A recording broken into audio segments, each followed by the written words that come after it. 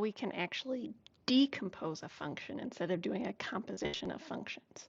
So say we know where we want to end up and we want to figure out which two functions should we put together in order to get that.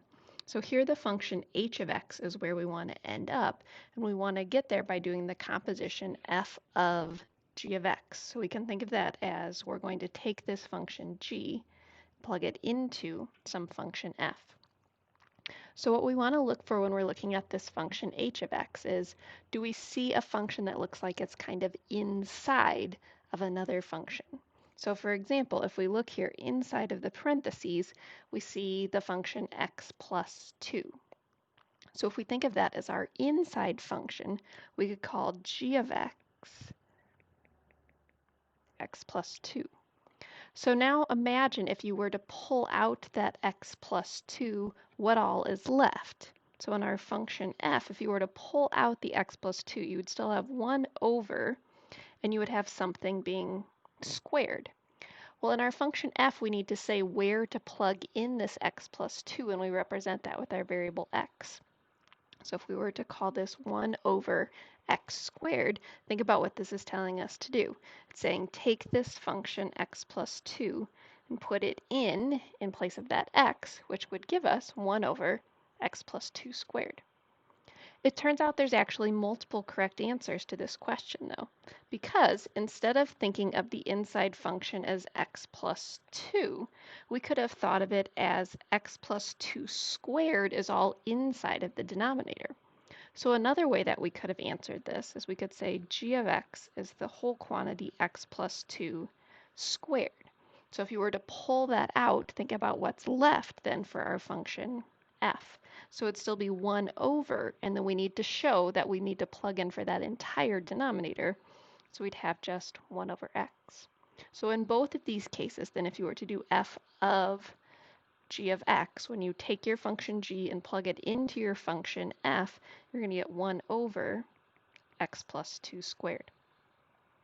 Let's try another one.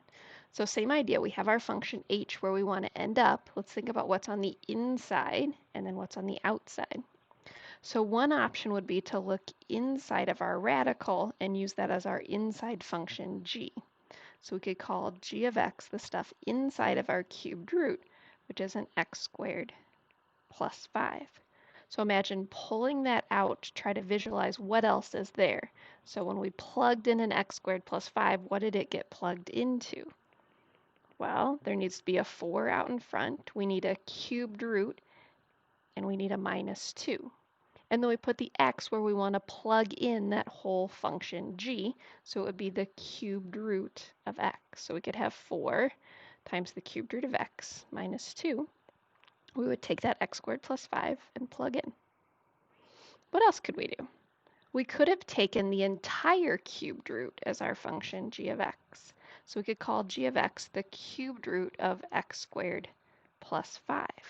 So what all do we need in our function f so that when we plug in g, we'll end up with this function h?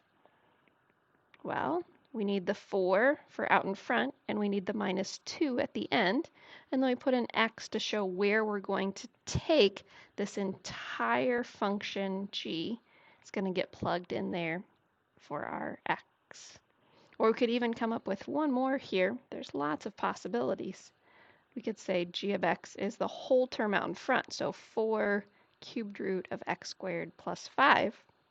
So now in our function f, the only thing that we need to have left is that minus 2, and then an x to show where we're going to plug in that function g. So our goal when we're working through these compositions is that we would look at what's on the inside and what's on the outside, and then think about what our two functions would need to be to make that work out to our given function h.